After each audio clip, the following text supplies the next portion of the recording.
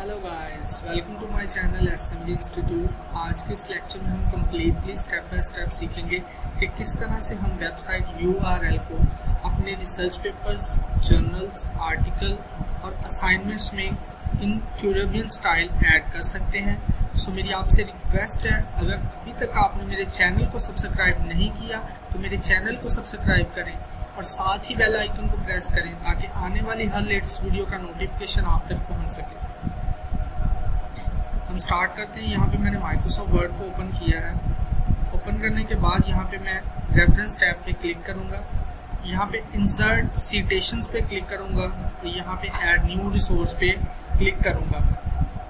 यहाँ पे आप देखेंगे टाइप ऑफ सोर्स में यहाँ पे मैंने वेबसाइट को सिलेक्ट किया है एंड देन यहाँ पे कॉर्पोरेट ऑथर। यहाँ पे मैं आपको थोड़ा सा गाइड कर देता हूँ कि जब हमने लास्ट लेक्चर में बुक के ऑथर का नेम ऐड किया था तो वहाँ पे हमें एग्जैक्टली बुक ऑथर के नेम का पता था। तो यहाँ पे हम जो भी साइट है उसका जो है वो ऑथर या उसके जो क्रिएटर का नेम यहाँ पे ऐड कर देंगे। यहाँ पे मैं कोई भी डमी जो है वो ऐड कर देता हूँ। ओके, यहाँ पे मैंने डमी ऐड कर दिया है। यहाँ पे नेम ऑफ वेब पेज, यहाँ पे उसका नेम पुट कर देता हूँ जी। ओके, यहाँ पे ईयर को मैं क्लिक कर देता हूँ 2020।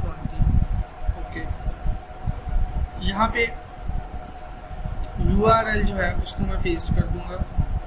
ओके, यहाँ पे आपने मंथ आपने सेलेक्ट करना है। ओके, यहाँ पे आपने डे,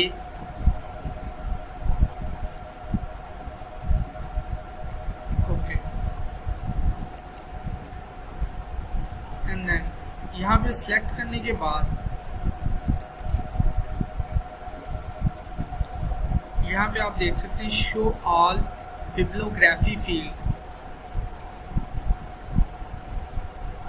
ऑलमोस्ट हमने हर चीज़ को जो है वो फिल कर लिया है। यहाँ पे मैं ओके पे क्लिक कर दूंगा एंड नाउ यहाँ पे बिब्लियोग्राफी,